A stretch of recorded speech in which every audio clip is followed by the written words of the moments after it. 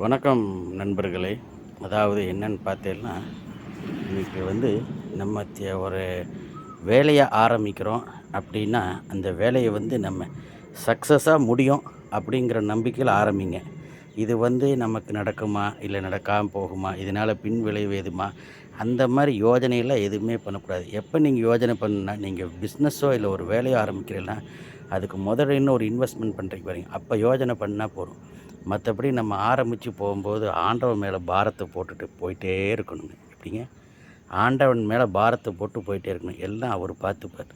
அவரின்றி ஓர் அணைவும் அசையாது. அதனால் நீங்கள் செய்யக்கூடிய வேலையை கரெக்டாக செஞ்சுட்டே இருக்கலாம்.